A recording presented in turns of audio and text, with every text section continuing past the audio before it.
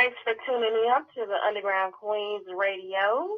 Tonight we have our special guest online, Miss Erica Collins. Welcome, Miss Erica.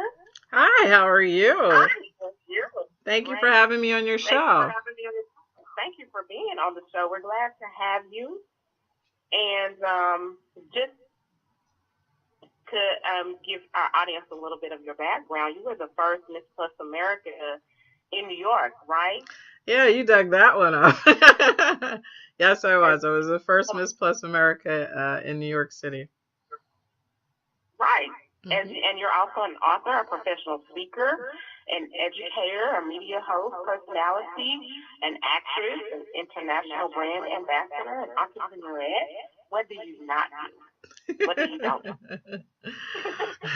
I try to keep growing and educating myself and evolving. So, I don't set any limitations. That's important. That's important. And you also did some work with the U.S. Capitol. Tell us a little bit about that. I was selected actually right after college. I went to the George Washington University in D.C. And I had studied and worked with a lot of the television companies down there. And I was selected for the Radio Television Correspondents Association for the U.S. House and Senate Radio TV Press Gallery. So we were the liaison between all of the congressmen and all of the networks. Okay.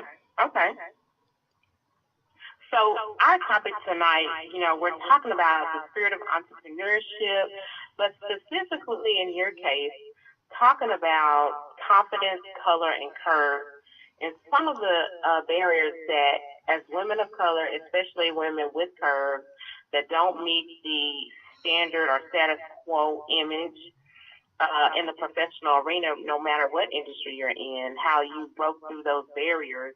And so I want to just give you an opportunity to share your experiences with that particular issue. Well, it's funny because I just was talking the other day and it just came to me, color, curves, and confidence. The overriding characteristic, I think, in everything that I was involved in was being able to be confident in what I was doing.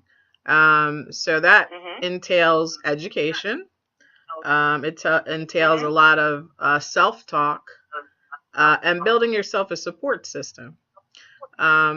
Because, when you walk out into the world was not created for you. So you have to build a base and a support system so that when you have ups and downs in anything, that you can always fall back on that for positive inspiration. Right. Exactly. So, just tell us a little bit about how you got started into modeling, because I know it used to be the idea that you had to be really skinny and all those things to make it in modeling, and really for any profession for a woman, especially a woman. Well, like I was saying, it's a lot different than it is today. A lot of people are claiming Instagram fame and self-proclaimed. Yeah. The old-fashioned way was being discovered. And I actually was, have you ever just went out for a fundraiser or a fashion show? You're supporting whatever the cause was. And I was at the George Washington University in D.C. And the first year, I got in, no problem. Second year, came back, had a little bit of the freshman 45 as opposed to the freshman 15. And I really didn't think they were going to select me because they had some choreographers there from New York and they were really tough. And it seemed like, yes, they were going to look for the traditional models. But ironically, the producer and choreographers of the show said, stop, I want everybody to look at her because she's the only diva in here who knows how to walk. So that gave me the background in learning about plus size modeling, and I sought training. And then I got picked up by stars casting in Washington, D.C., and my very first show was at Macy's in the nation's capital. Okay. Issues that we talk about, and I experience with a lot of the women that I mentor and coach, is that low self-esteem, poor self-image, and those things, just low self-confidence and believing that what it takes to be successful, whether it's that their career, their own business, or anything like that. And I know as, the year is coming to an end, a lot of people will start working on goals. I would like for you to just, give some words of encouragement or wisdom, like things that those women who may be feeling like they don't have the confidence to achieve their goals or dreams. What would you say to those women? Well, the first thing I would suggest that they do, I actually have a vlog online under Miss Plus America, and I kind of talk about my life as Miss Plus America in plus size modeling, and also going through television as a woman of color and as a woman of size. The second thing I would say is that they really need to take a good look at themselves in the mirror and write down a list of 5 things you like about yourself. Write a list of 5 things you want to do. And then write a list of the things that either you don't like about yourself or you hear something. And then compare that last list to what you want to do. And 90% of the time, it has nothing to do with what you want to do. So you trash that list and focus on a plan for the first 2 lists. Okay. And that'll get you to your goal. Okay. And so how would you encourage them to overcome those self-esteem issues?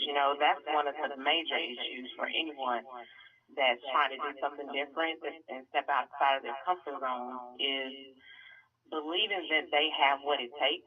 Sometimes we can believe in everyone else but ourselves. And so I know many women.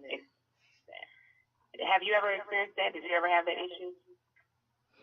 As far as not believing in myself? Honestly, not really. I think because what I would do is really investigate whatever it is I was trying to do. Like I said, a plan and taking inventory of yourself and what you want to do is very, very important. I mean, a lot of people brush that to the side, but when you see that in print, it starts to tell you about yourself and what you need to do. And if you look at it more from a business aspect, instead of allowing your emotions to overwhelm you, you can constructively create the brand to succeed at whatever it is you want to do. So that is how you start. Now, there will always be quote unquote haters. There will always be, family members that are telling you can't do this or you can't do that. There are always going to be those people out there with jealousy, or negative things towards you. And the best thing for you to do is to surround yourself with positive people, positive experiences. I like to call it play. You play with yourself and you play with others. Protect your mental health is for P, and your physical health. L is to love yourself. A is to associate with positive things, people, and places. And Y is to yield to your experiences, both positive and negative. Because I'm a strong believer in nothing happens to you by mistake. Everything is getting you to the next level, the next network, the next opportunity. Even in your worst hour, and we've all had that moment where we just feel like we can't go on. And you're either going to reach out to a friend, or you're going to reach out to a family member, or maybe you even reach out to your religion, your church, your synagogue, your mosque, wherever it is that you practice. And sometimes that's not enough.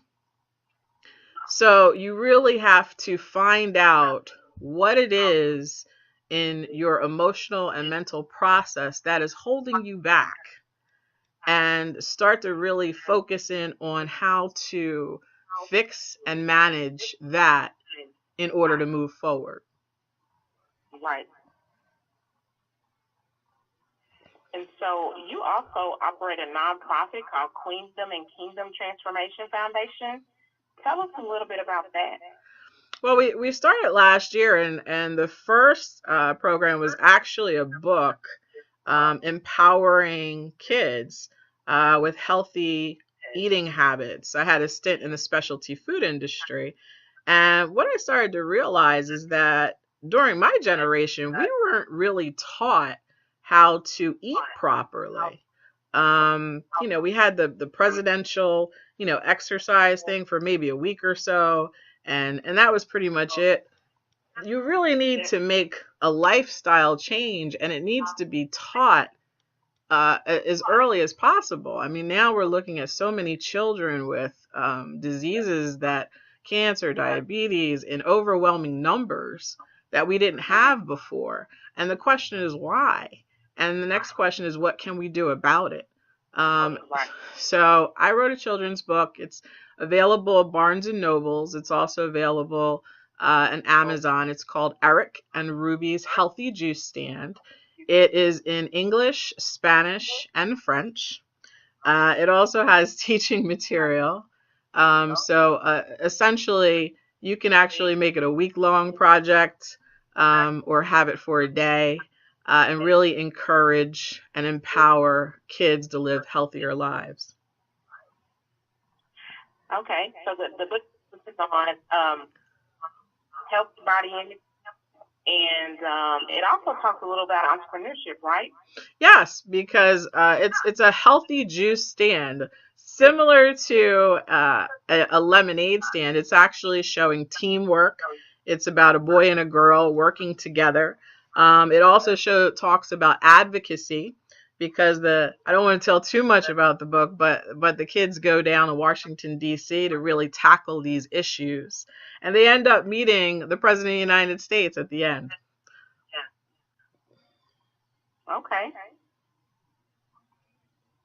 So you don't want to tell the end, so we have to get the book to figure out what happens next. Right? Exactly. And you can also see it's on Twitter at Eric and Ruby. There's also a Facebook page, Eric and Ruby's Healthy Juice Stand. It's also on Instagram. And as I said, it's also Amazon and Barnes and Noble. And I'll probably be doing another book tour coming in the spring. Okay. And what's that going to be about? Can you give us a little sneak preview of the tour? It's going to be signing the book. We're also doing, in the springtime, I'm also going to be restarting. We have a women's empowerment and entrepreneurship program that I put together last year. We started in Washington, D.C., and then we started in New York City. And we really look at all the different ways to encourage women through different facets of crowdfunding, crowdsourcing. A lot of generations are familiar with all the nuances of getting involved in that. We also look at the new technology that's being used to create brands, and really helping young women network and become involved in creating their companies. And also, like your Generation X and baby boomers who are not up to speed on some of the new technology and how it can improve either businesses that they're already running, or if they're trying to start anew from, having a 9-to-5 job for many years. Mm-hmm. So we'll be starting that in Washington and probably New York around March 2017. And what's the name of that organization? All the information can be found on my website. It's iam-erica.com. It's actually a combination of two things. Sexy, Wealthy, and Heels. I'm the international brand ambassador for Sexy and Wealthy in Heels, both New York City and Washington, D.C. And we also work with Kiva, which has some instrumental things in crowdfunding and crowdsourcing. Okay. So, as far as entrepreneurship goes, I know with women, and especially women of color, a lot of times, we face those challenges, extra challenges, because of various things, culture, all types of other issues, financial, lack of financial literacy, all of those things. So, do you have, what are some of the things that you did to help you get to the point where you were able to overcome that? The biggest thing, I always tell this story. I was 16 years old when I left high school, actually, and started looking for colleges. And I met a counselor in, I think it was Muhlenberg College in Pennsylvania. And I remember him pulling out this book. He was trying to recruit me to come to the school. And he had all these business cards in them. And it fascinated me. I was like 16 years old. This is before LinkedIn, before Facebook. There were such prestigious people in this book that he had of business cards. So he sat there and he started explaining to me this concept of networking, which is, everybody talks about now, and everybody thinks they know about it. And I was just stuck on this concept from 16 all the way till I graduated from college. And I actually, in my senior year, decided, okay, I'm going to go to this networking class.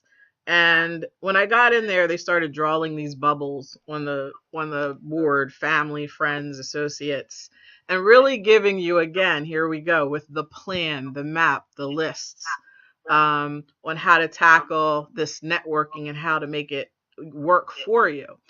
And then I realized I had been doing it pretty much all my life. So that is the biggest thing, like, to value all of your relationships, value your friendships, value the positive relatives, value the positive people in your work environment, and really nurture and build on those relationships. And essentially, that is what is going to help you at every stage of whether you're starting an organization, a business, whether you want to be a model or do something in entertainment, because these are the people that even now you have so many more opportunities, because now you're networking with them and networking with their networks. So that is really the basis. But I really want to stress, especially to African American women, the biggest thing in business is a plan. And, we all say that haphazardly, but the biggest thing is a plan. And the second thing is your background and being able to promote your background. Because in order to receive funding, in order to receive money and to start to move in a different kind of realm of business, you need to have certain things that are part of a due diligence that you present to investors. So too many people say, I want to do this. They start it. They throw up a website. They throw up a Facebook page. Take the time to take that free course at SBA. Take the time to come to, like, Sexy, Wealthy, and Heels is really about entrepreneurship. Go to these events, take notes. You're in school, you're in class right now, and then take the information that you're getting and develop whatever it is you want to get into. That is what will differentiate you from everyone else. Right. Do you hear that? Have a plan, promote, background, and then put it into action. That's what I heard you say. Did I get everything? Well, the plan has to be backed up. Okay, in plain language. So if you're lacking, if you want to start a hair salon and you've never done hair, you need to somehow educate yourself on the hair salon business and get some sort of accreditation, some sort of certification. And because investors, banks, they want to know and feel comfortable giving money to someone. Now, if you're not at that level or you can't do those things, you're going to have to rely on the crowdfunding, crowdsourcing techniques. And that's getting people online to just, like your idea. But again, you got to plan out a video. You got to plan out your script. You got to plan out your social media. You got to plan out all of these things. It sounds very basic, but the plan is really what will differentiate, because you'll be looking at competitors. You'll be looking at what you need to do to stand out and succeed at what you're doing. And that's important, like you said, knowing what you're getting yourself into. Even if, it doesn't mean, like the example you gave was a beauty salon. I know people that own salons that don't do hair, but they know the business. They know the business model. They know the industry. They take time to research what is going on in the industry. So understanding and having that knowledge base, regardless of what industry you go into, trucking, beauty, whatever, you need to know the industry that you're going into. Exactly. And I think that's what I'm trying to say, is that you have to know what you're going into, not just what you see online, the generic. You have to really get to know it. And if you're not passionate enough about it to want to know everything that you can find out about it, then you probably won't be successful in that particular business, because it's an ongoing process. You're never knowing enough. You're always trying to learn, because things are always changing. Technology is changing everything. So that's changing every industry. So you have to stay ahead of the curve. Exactly. And I'm also trying to take it to the next level, because what I've noticed, and I fell into this realm myself with African Americans and African American businesses, because no one teaches and trains us the proper way to start a business, the proper way to seek funding, the proper way to do these things. And it's something that you constantly, and you also have to make a decision. Am I going to be a local business? Am I trying to do something nationally, internationally? What are my resources with that? So that is very, very important, to make sure that your profile and your portfolio and everything are presentable to upper level interest. Right, exactly. And you can get help, like you mentioned, in various organizations out there that can help you with that. If you do the due diligence to research that information out and find those people. But I also want to go back to a point that you made about the networking piece, because that's something that I see a lot of people leave that piece out, and that's one of the most important pieces that, especially I have found in the African American community, we don't do it properly. And so, a lot of times we just think going to school and getting the degree or getting the education or taking that class or whatever is all we need. And relationships, as you mentioned, aren't stressed enough, because, we've all heard the saying, it's not what you know, it's who you know, but I don't think we really understand what that means. Out there and find that the doors are closed because we don't know how to open it, because we don't know the people that have the keys to those doors. And so, again, I just want to reiterate that point that you make. That's very true. Yeah, it's a couple of things, and it's also, like I said, with technology, it's evolving. Now, Generation X, and some people get bitter talking to the other generations, but we had to do a lot of free labor, free internships, apprenticeships, things to, quote, get your foot in the door to learn and prove yourself and work hard. A lot of people are astounded by my background and who is in my network. And it was funny, I was at an event and there were these two gentlemen who were, pretty up in the level of government and something else. And, I just being myself, plus size, curvy black female. Everybody comes up with their stereotypes. And when they, nowadays they look you up online. And they came to my information. They said, she's very unassuming, but have you seen her background yet? And that's because they understood the network that I was coming from. If you're working on Capitol Hill and you're at the U.S. House and Senate Radio Press Gallery, you're not just answering a phone. You're in there. You must have proved yourself somewhere along the way to even get into that position. And that the people that you're interfacing with at 20 years old are congressmen, are entertainment stars, etc. And you have to be able to present yourself in such a way that you're valuable and invaluable to the process, and then maintain those relationships, which is part of the networking cycle. And then also constantly update them on what you're doing. We rely on social media, but, personal notes, try to remember people's special events and occasions, and keep people up to date, because if something comes their way, they may say, oh, I remember, Tanya was doing something here. Maybe we can utilize her to produce this event, or anything else that they're getting involved with. So yes, it's very important to network, and it's also very important to maintain the network. The other thing I like to say for the African American community, because I've been hearing this a lot for some reason this year, is we really need to just stop it with the crabs in the barrel situation.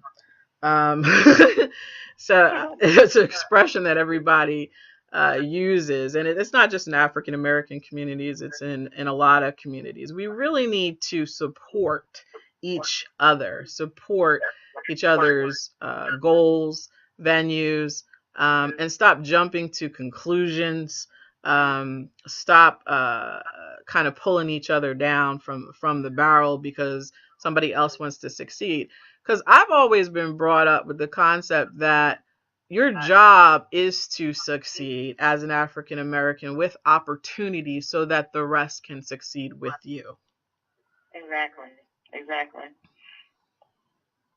Yeah, I totally agree, and I think a lot of that, that old mindset just comes from lack of exposure to a lot of people in our community. Just don't have the exposure to know that there's opportunity out there.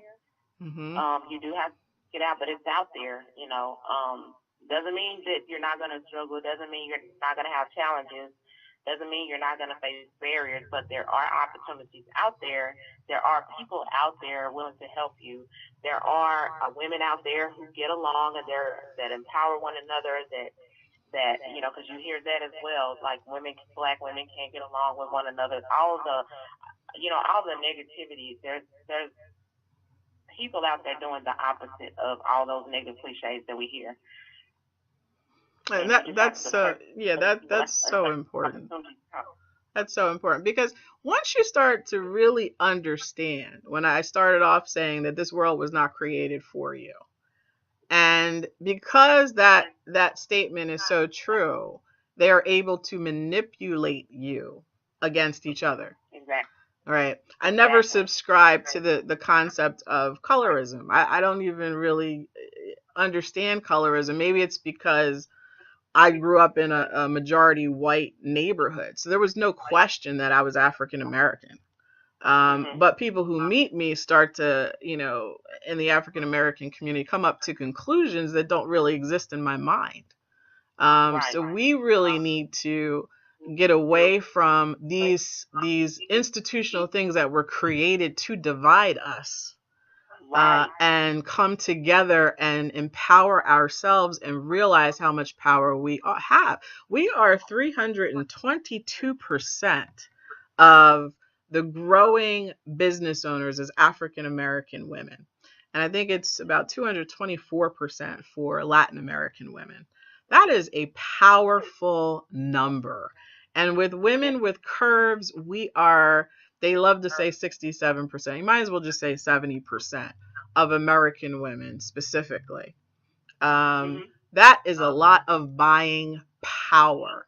And in an age where we're utilizing technology and, you got POS systems where they can get down to the minute of a pepperoni and see how much has been bought. It's you can't manipulate the numbers like they did in the past because of targeted marketing. And we are the target to market too. And we have to own that power. Right. And you're exactly right. And we have to, those of us, we have to, because you have people out there doing things in silos, which, and my observation is that that's the reason why on the financial end we don't have the revenues, even though we have the numbers of businesses started, the revenues don't match up when you compare across the board. So a lot of that has to do with not pulling resources, doing things in silos, not collaborating like in other communities. And, I just, that's one of the things, the lack of unity, all of that, which you kind of talked about. But we have to start coming together and pooling our resources, collaborating, and working together. Those of us that are already working together on coming together to unite to build the infrastructure that we need. And that's just been my observation also. I mean, have you experienced that? I know you live on the East Coast, and that's a little, I'm here in the South, so things do, I've seen a difference there as well. So in the mindset, and then the unity and things like that. Yeah, I think another thing to look at, because I talked about one of the old school things of colorism that doesn't make much sense to me either. But we also have an issue, and this goes not only with African Americans, but everyone, where we have the generations, baby boomers, Generation X, millennials. And I was just at a conference a couple months ago, and they were talking about how the generation of baby boomers keep holding on for dear life. And their concerns and issues are very different than Gen X and millennials. They're just, might not be able to have that extra vacation. And millennials are trying to get out of their parents' homes. So there really needs to be understanding and dialogue between the generations of African American women coming together and realizing that this is the legacy of all of us. And we have to come together and find solutions. Yes, it was different than your time. Yes, we may be a little bit bolder and have, certain things at our fingertips that the previous generations had to work hard for, but that's why you worked hard for it. So that the legacy can continue on amongst African American women. So there's so many things. Yes, collaborate, share each other's knowledge and mentoring. I've experienced, all kinds of negative things coming through the ear of both Black and white. And what I think overrode those experiences was trying to put yourself in the shoes of the other women that you were interacting with, how tough it was for them to get in their positions. And once you did that, then you were able to get them to talk to you, get them to open up to help and assist and mentor you as a young person. I have people now, and the other thing I think we really need to look at is how social media affects your mind and everything. I think there was a woman who had unfortunately disciplined her child, and then she was on social media and it went viral. And the thing that struck me about that was that she looked into the camera almost like, see me now. And it was like, oh my God, you have completely lost sight of purely disciplining your child from love, that it was more important to you to showcase yourself on Facebook to your peer group. And that's something we really need to be conscious of. I have people that I've actually helped in the plus size industry, at a time when, and I won't name them because I don't want to embarrass anyone, but at a time when they weren't paying attention to African American groups. And I was fighting for them. I was one of the people that was fortunate to kind of, quote, cross over. I was in Macy's and Bloomingdale's and Boscov's and so on and so forth. And I remember actually going into an agency and they said, you've got to stop doing these community shows.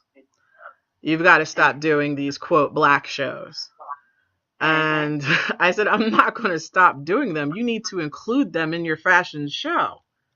And what I was doing with them was trying to give them the statistics on the buying power of the African American community. I was really fighting for more African American women of different curves, different looks to be able to get into plus size modeling. And it's really sad now because now that there's Facebook and Twitter and some things are changing, they like to forget who you were because they have their program going on. And that's not right.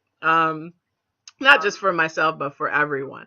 Everyone needs to come together, collaborate, encourage one another, and find solutions to what has been an extremely tough economy for the past decade. Right. And you said something which is interesting, and I think that any professional will experience this if you're African American. At some point in your career, as you climb the ladder in whatever industry you're in, you'll get that there'll be a conversation that someone has with you about, the Black talk, like don't do the Black, like you said, they were saying don't do the Black shows. It could, wherever you work, it could, like take it down a notch. And I like the fact that you stood up for and advocated and you continued on because that was where your heart was and that was your, belief system. And I just wanted to highlight that because a lot of people don't understand that you do have the power within you to change the mindset of the system. Whoever, no matter how high up the hierarchy they are, if you're passionate enough about it, I think, you have the power to make a change in whatever organization that you're in whatever industry that you're in. Because as you said earlier, that's what it takes. Those of us who know, those of us who have gotten the opportunities, we have to open up the doors for others to follow behind us. Exactly. Future generations. That's what the previous generations did for us. Exactly. So, I just wanted to highlight what you said because that's very important. No matter what industry you're in, you have the power to change that mindset. That's very, very true. I have a talk show called America's Enterprise. You can also find that on YouTube and online.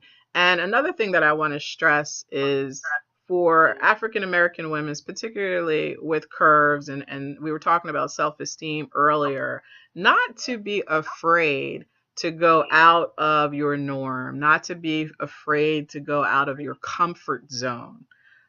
Because that's how you're going to learn. And when you see and learn how other people do things, you can adapt them to how you go about things. And you can educate yourself as well as others, how people work together. I was so blessed when we were on Capitol Hill.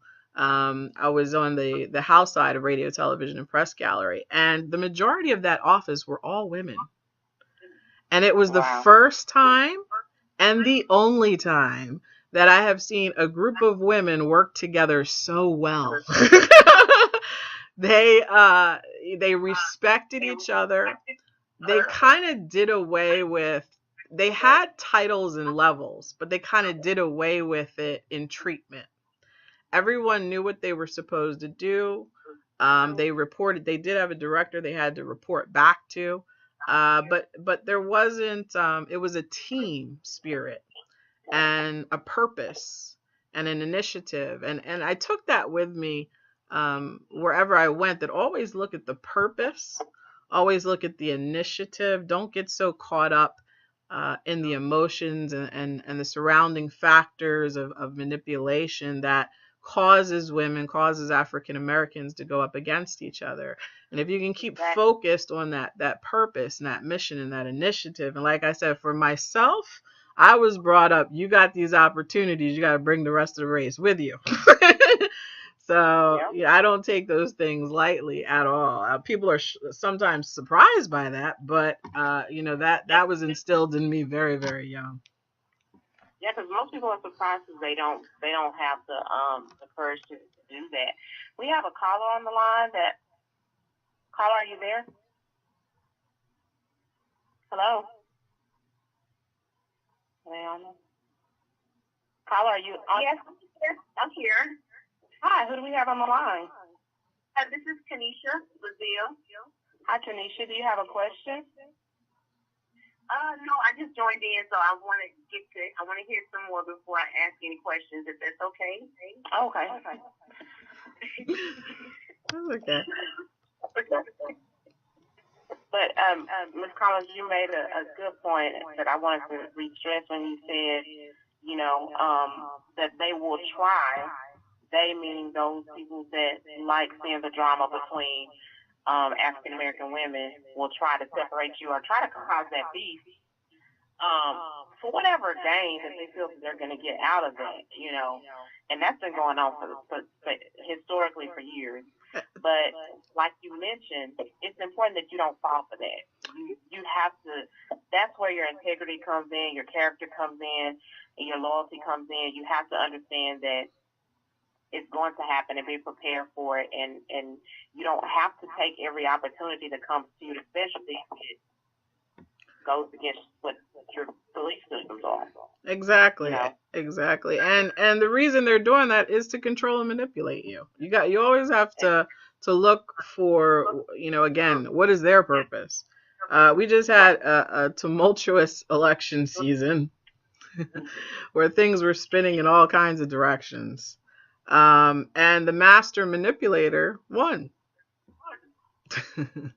The other thing to be conscious of is, sometimes I watch the social media, and you see our favorite entertainers and our favorite stars suddenly break up, or have issues and problems, and I often wonder, did somebody send them an email? Was there a tweet that really wasn't supposed to be tweeted?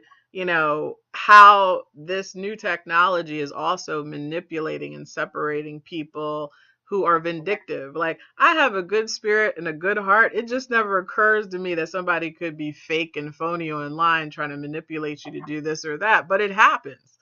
And we're seeing it now with this concept of fake news that was coming out. And I had spoke to a couple of women. I was down in Alabama with the Young Women's Conference, and I spoke to a sorority back in my old college, and I was astounded that the millennial group and Gen Z were not watching NBC and ABC and CBS, and that their whole concept of this very esteemed organizations that I worked so hard to get into, they were looking at things like The Skim, and I was like, what is The Skim?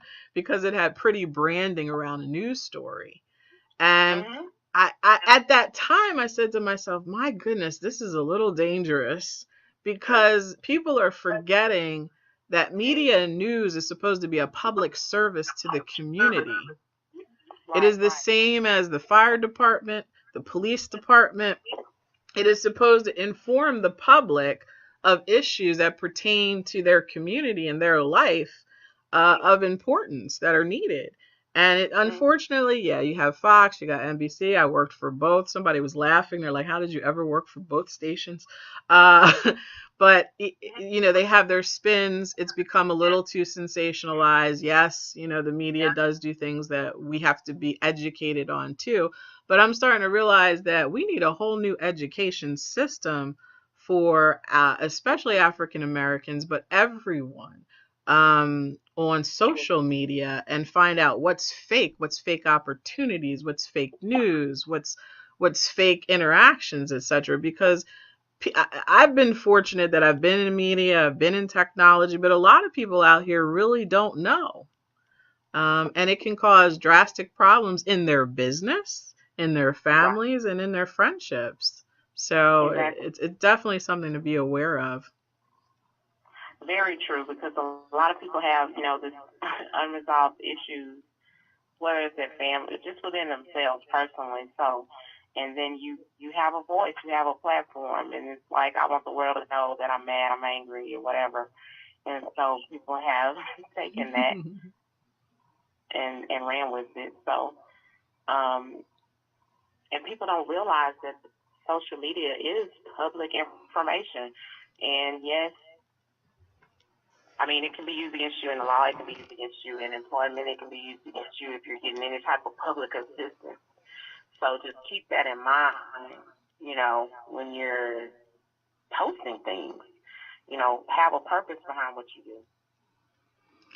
Have a purpose and a plan of why it is exactly you're online.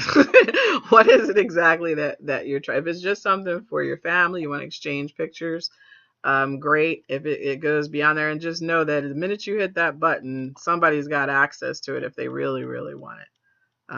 So always remember that. And it's going to be interesting because I was just having a conversation with someone the other day who was talking about how much your kids are online. And I think there was a lawsuit recently where the kids were suing their parents because of some embarrassing pictures and information that was online when they were children. Wow. So it's definitely going to be. And then also, I really, on the dating scene, I think, especially the millennial group, there's a different way that people are dating. And I think we saw it with Brown and Rhianna. Suddenly, nude pictures were on the internet, which would have either been squashed or never happened in Gen X's form, because we would have had their cookie cutter images for quite some time. So how many people, I mean, we've seen the first lady, her pictures came out. It's going to be very interesting to see how we evolve and how we deal with these situations. Is it going to become part of the norm? Or are we going to start to put restrictions and borders around some of these issues? But these are things that we all need to think about, and especially African Americans, where the bar seems to be so much higher. When I first got into plus size modeling, I've been asked several times to pose nude. During my time, that was frowned upon because it was a very conservative industry. Now, not so much, because we're talking about body positivity and body image. And I love where the millennials are taking it, because the more you see cellulite and bellies and things that are normal for women, the more we get away from these fake, what I like to call, I hate keep saying Barbie, but Barbie doll image, that we start to see real women and real body positivity. Right. But I remember them saying, "You don't want to do any nudes." And I had asked this woman. She says, "Because, well, first of all, you're Miss CNN and MSNBC are in news." And then the second thing they outlined was Vanessa Williams, the first Black Miss America, and all the trials and tribulations that she had went through when the pictures were released from her. And we're finding this year, I think, finally, she's been vindicated. An apology was made to her. And you see where, how many Miss Americas did we have that did the very same thing, but the bar was different? So that's something that we have to be very conscious and of, that as African American women, as curvy African American women, how we are displaying ourselves, not to play into stereotypes and not to get involved in things that will limit our success. Right. Because it makes people uncomfortable. Like you mentioned, when other people do it, other people may can get away with certain things that we necessarily couldn't get away with, and it'd be okay. If we try the Kim Kardashian thing, that's not going to work for us. It's not going to have. And it shouldn't be that way, but it's the truth. It's not going to. It's and we need to understand that. Right. That there is a difference there. Exactly. And it's going to take some generations to fight that prejudice or bias, so to speak. But yeah, you cannot duplicate. I mean, look at Blac Chyna right now. What she's trying to do is really no different than Kim and the rest of them, but we see the battle internally that's going on there.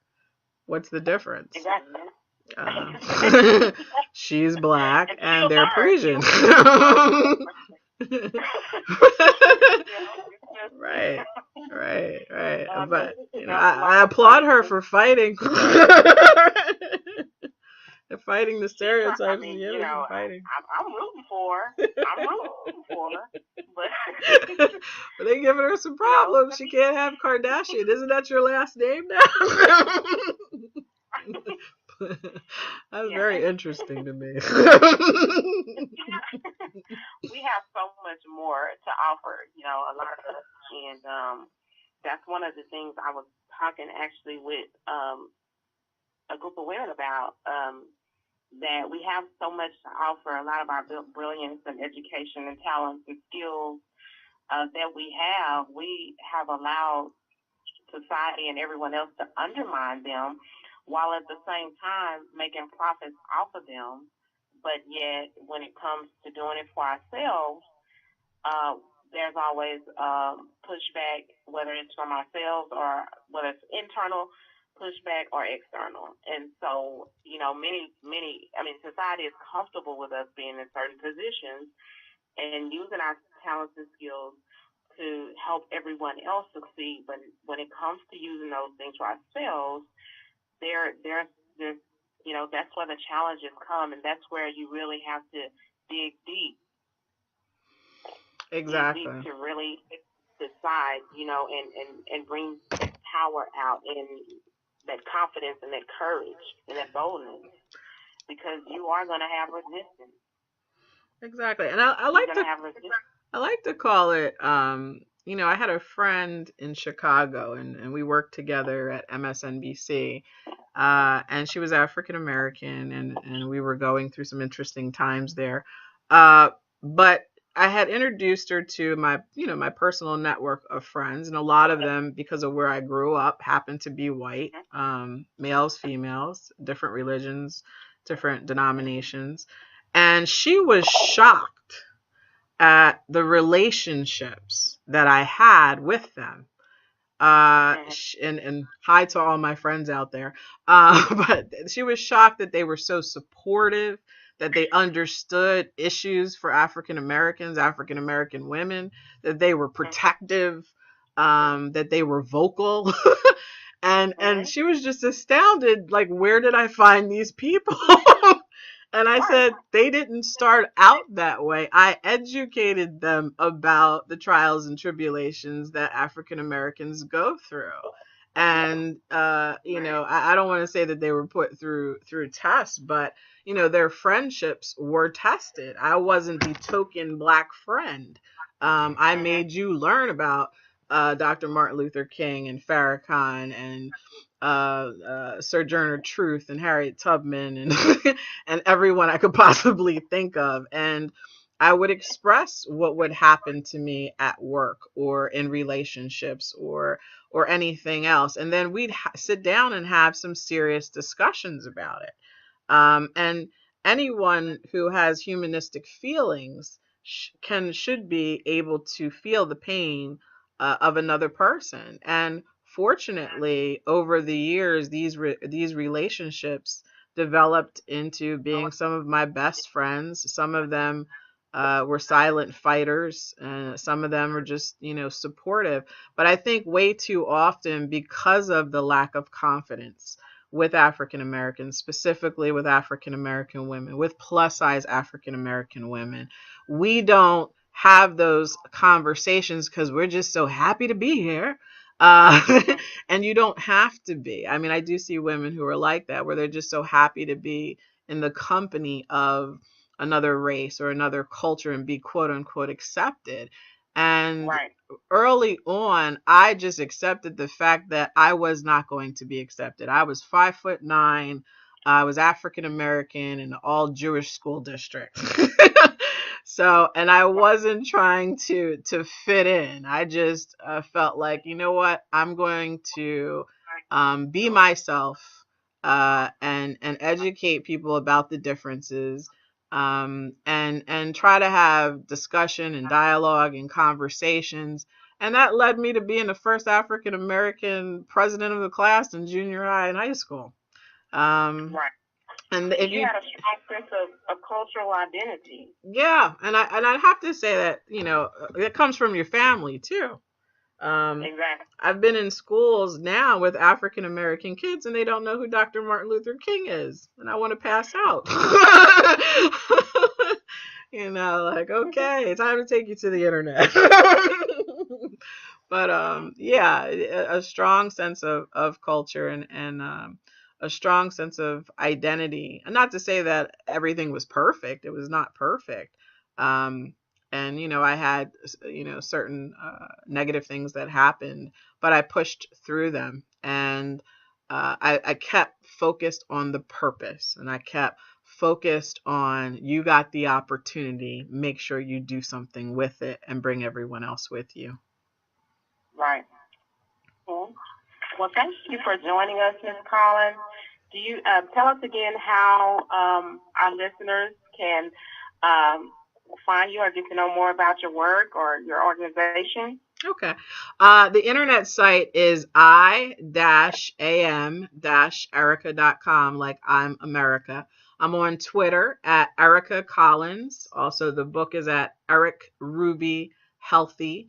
And the talk show is Enterprise ECAA, America's Enterprise. Oh, great. Thank you again. Do you have any final words to offer our listeners? Color, curves, and confidence. Don't let anyone tell you can't do anything. Don't make yourself limited. And remember to play. Protect your mental health and physical health. Love yourself first. Associate with positive people and things, and yield to the good and bad experiences. Learn from them and keep playing the game of life. Thank you. That's awesome. Believe in yourself. Thank you again. Thank you for having me. It was so nice to be on the show. Yeah, you too. Same to you, and have a happy holiday and a happy new year. Happy New Year to you and your listeners. Thank you. Bye-bye. Bye-bye.